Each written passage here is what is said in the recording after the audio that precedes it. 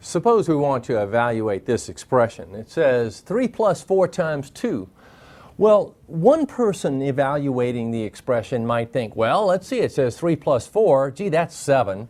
So maybe this is 7 times 2, or 14.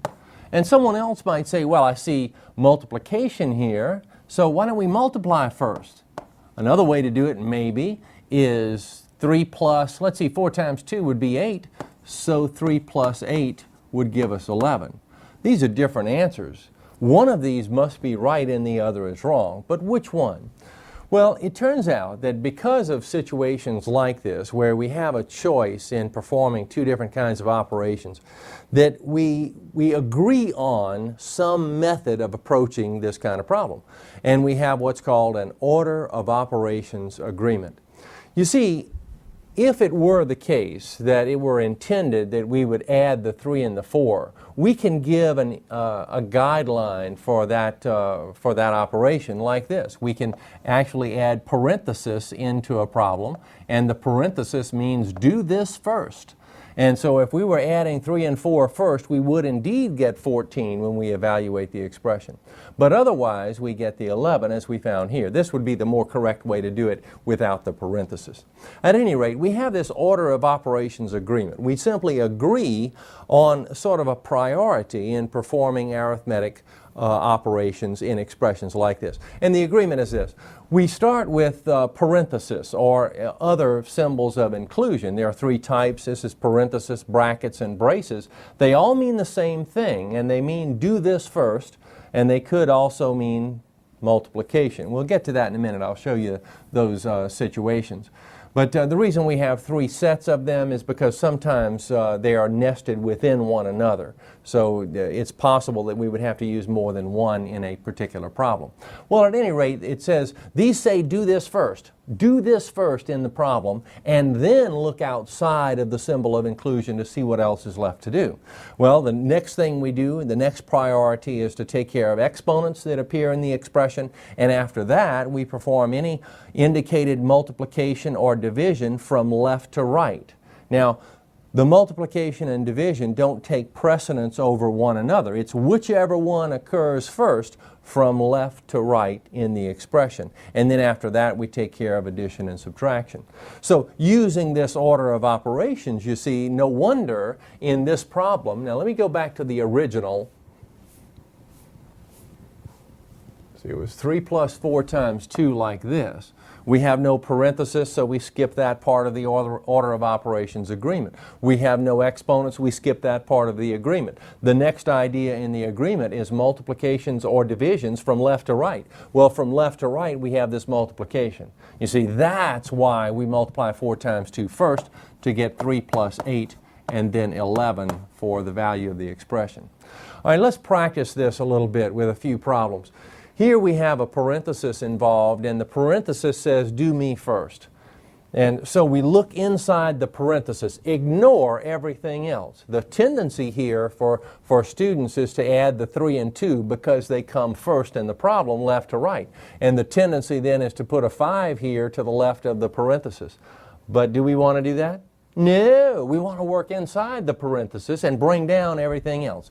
So we bring down the 3, the plus, the 2, and working only inside the parenthesis, 7 minus 1 is 6. Now I can write the 2 times 6 like this, or I could write it like this, and it would be okay. These are kind of interchangeable ways to write it. But either way, it indicates multiplication, and either way, according to our order of operations agreement, the next thing we need to do is multiply from left to right. The 2 times 6 is 12, so we would get 3 plus 12, or 15 for the answer. In this next one, very similar idea, almost identical to this other problem, but I want to emphasize here that we don't take 2 from 12 as the first order of business. This is just bait out here, testing to see if you know to ignore this and to work only inside the parenthesis. So you look in here first and you perform that operation. So bring down everything else and work within the parenthesis, 3 plus 1, 4. And now multiplications from left to right, here we go. See, there's no exponent, so we skip that part of the agreement. So it's 12, then minus 2 times 4 is 8, 12 minus 8, 4. In this one, we have an exponent. No parenthesis here, though. So we skip the parenthesis idea, but the next notion in the order of operations agreement is to take care of the exponents. And we're squaring the 3, so we have 4 plus 3 squared would be 3 times 3, or 9, and then 4 and 9, 13. Now notice we're not adding the 4 and the 3, 7, and then squaring 7. And that's wrong because 4 is not part of this, the base of this exponent. Certainly we're not going to make it a part of the base of that exponent. Okay. In this one, we have parentheses. Now notice the similarity between these two. We have 4 plus 3 and we have squared. We have 4 plus 3 and we also have squared. But we have a parenthesis in here, and it changes the dynamic of the problem altogether. This says to work in the parenthesis first. So we do collect the 4 and the 3, you see, to get 7. Now I can keep the parenthesis or not keep it. If there's only one term within the parenthesis, it means the same thing whether you keep the parenthesis or not. 7 squared written like this and 7 squared written like this mean exactly the same thing. Either way you cook it, we're going to get 49.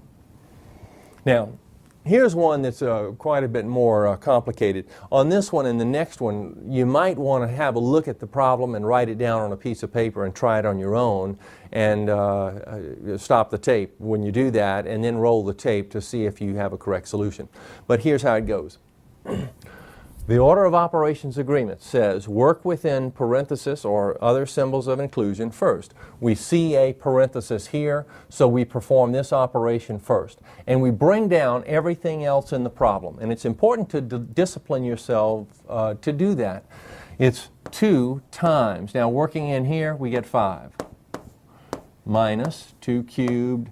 And the tendency is to think, well, can we do anything else now? Can we do anything else in the same step? Well, mathematically, it turns out that there are situations where we can perform more than one operation. But the safest thing to do is to perform only one operation per step. That's the safe thing to do. And to wait until you gain quite a bit of experience before you start to try to perform more than one operation in a single step. All right, so here we go. The agreement said that we work within parentheses. We've accomplished that task. The next idea is to work with exponents, and here we have an exponent on the base 2. So it's 2 cubed, or 3 factors of 2, and that's what we'll do next, bringing down everything else. Now it would be okay to change this 2 times 5 to 2 times 5 like this. That's perfectly all right. But here we have 2 cubed is 8, and then plus 6 divided by 2. Now, we finished with symbols of inclusion. We finished with exponents. The next item in the order of operations is multiplication and division, whichever comes first, from left to right. So from left to right, 2 times 5, 10.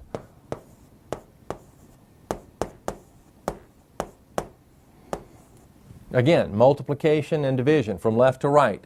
10 minus 8, that's not multiplication or division. Plus, that's addition. Oh, here's division. All right, let's perform this, this task. It's 6 divided by 2. That would be 3. So we have 10 minus 8 plus 3. You see, we're only doing that, so we get the 3. And now addition and subtraction from left to right. 10 minus 8 is 2. 2 plus 3, 5. Notice only one operation in each step. Now, we probably understand that right here we could have performed both of these operations in this step.